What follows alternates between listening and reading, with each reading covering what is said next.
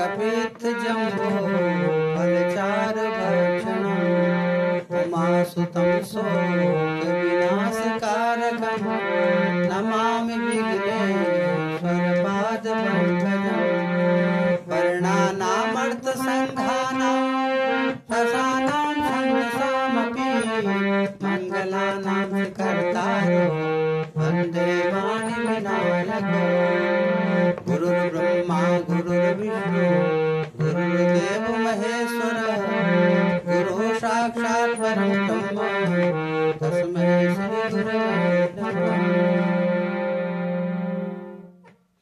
देवी और सज्जनों, जैसे किसी ने मेरे को कहा कि श्रीमद् भागवत पुराण का अर्थ क्या है, तो कल के एपिसोड में समझिए, तो मैंने आपको समझाया, उनकी समझ में आ गया। दूसरे दिन उन्होंने क्या किया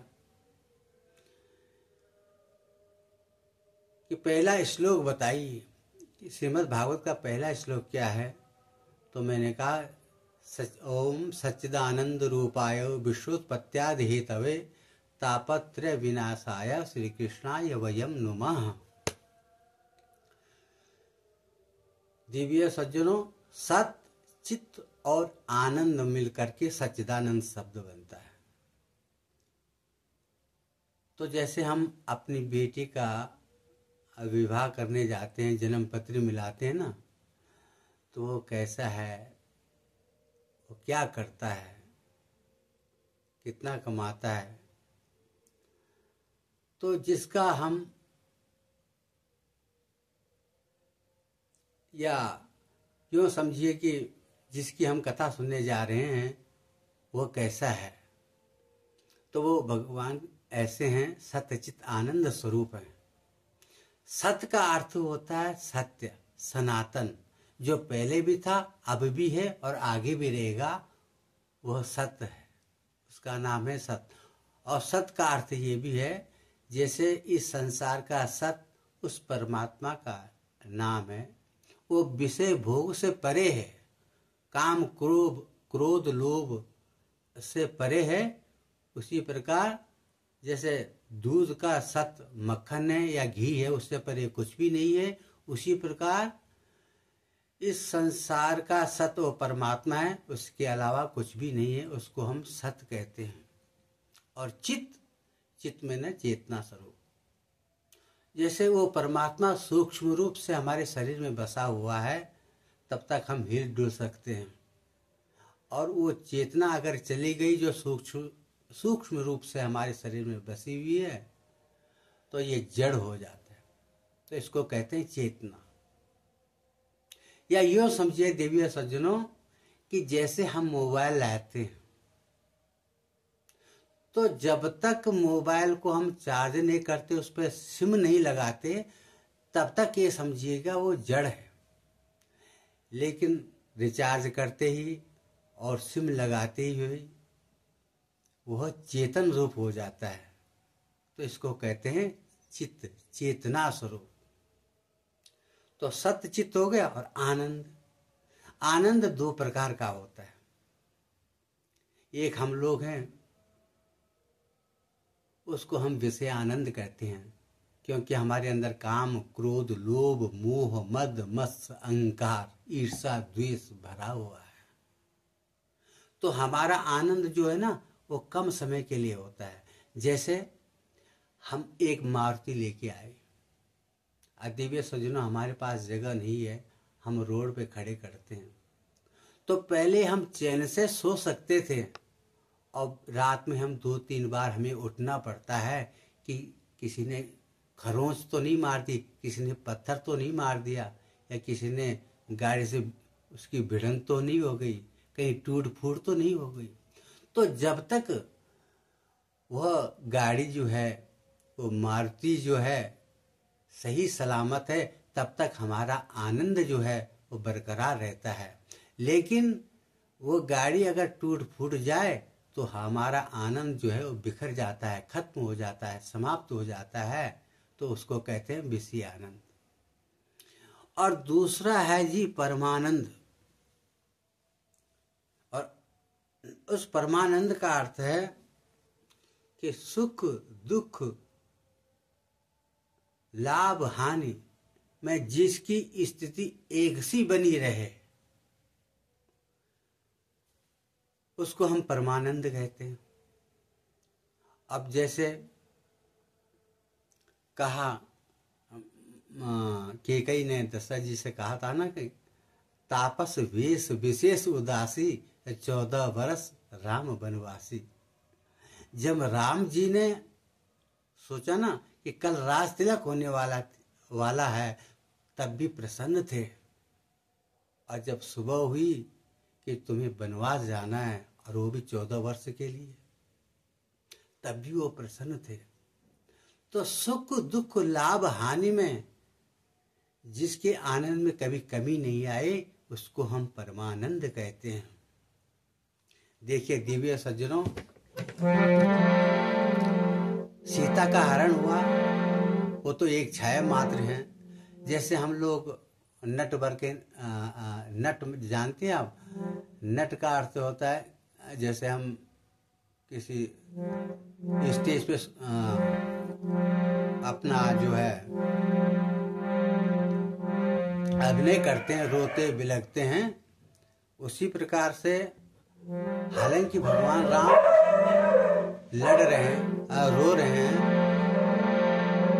लेकिन वो काम क्रोध से परे हैं, वो एक प्रकार से नाटक कर रहे हैं। लेकिन उनकी मर्यादा देखिए, दुख में भी वो जी करके बुलाते हैं, अपनी मर्यादा नहीं बोलते हैं। तो लक्ष्मण जी से क्या कहते हैं,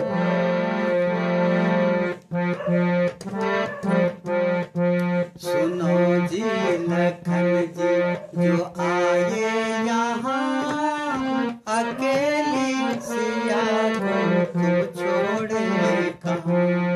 सुनो जी लखन जी जो आए यहाँ, अकेली सिया को तुम छोड़े कहाँ।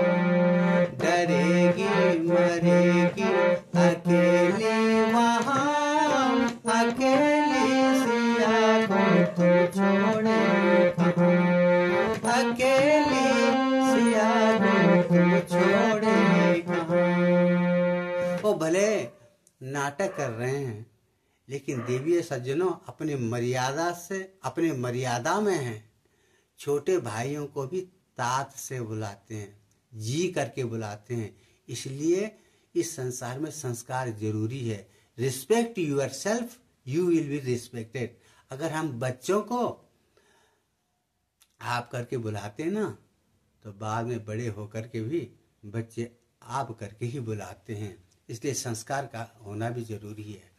तो सत्यचित आनंद आपने देखा, और सच्चिदानंद रूपाया विश्व विश्व विश्व उत्पाद हेतवे, विश्वोत्पत्त्यादि हेतवे। वो विश्व का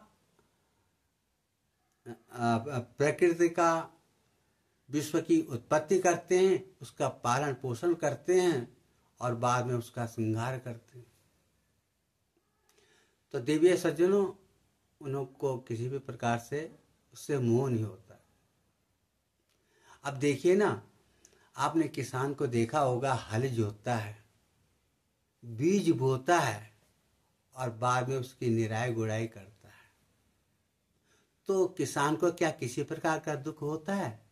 उसको खुशी होती है। भले ही मैंने हल चलाया और कष्ट हुआ होगा, लेकिन धान या गेहूं की उत्पत्ति भी अच्छी हुई है।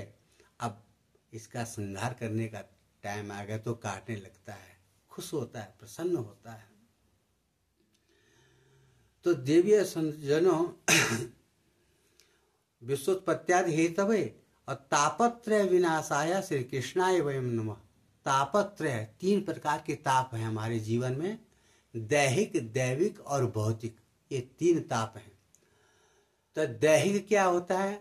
जैसे हमारा ब्लड प्रेशर बढ़ जाता है, कभी सर्दी जुकाम हो जाता है, ये दैहिक है।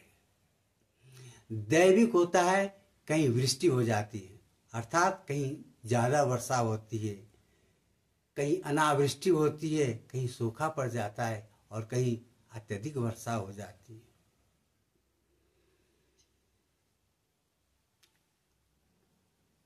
तो इसको कहा कि त्रिताप और दैविक, दैविक ये होता है दैहिक, दैविक आपने सुना, भौतिक, भौतिक दुख हम स्वयं पालते हैं। जैसे हम सोचते हैं ना कि मेरे पास 1 फ्लोर है, दूसरे के पास 3 फ्लोर हैं, मेरे पास लाखों रुपए हैं, पड़ोसियों के पास करोड़ों रुपए हैं, तो इसको भौतिक ताप कहते हैं।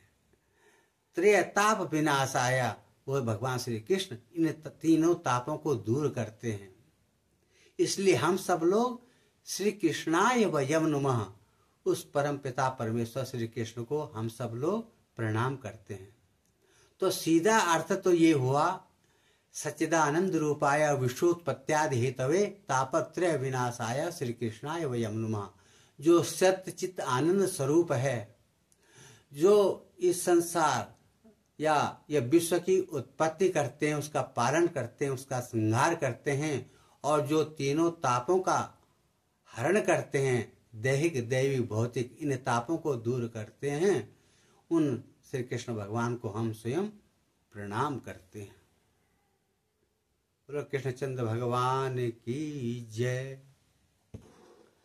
देवी और सज्जनों, अच्छा लगे, कोशिश कर रहा हूं तो आप सब्सक्राइबर और लाइक जरूर करें। तो राधे बिना कृष्ण आधे, राधे बिना कृष्ण आधे। राधा जी जो हैं, इसलिए राधा जी जो हैं श्री कृष्ण की प्रियसी हैं। लोग कहते हैं कि जब वो कदम के वृक्ष पे बांसुरी बजाते थे, मुरली बजाते थे, तो ग्वाल बाल गोपी गोपांगनाएं जड़ चेतन सब तन्मय होकर के एक जगह खड़े हो जाते थे उनकी मुरली को सुन करके। तो आइए आप हम भी आपको वो भजन सुनाते हैं।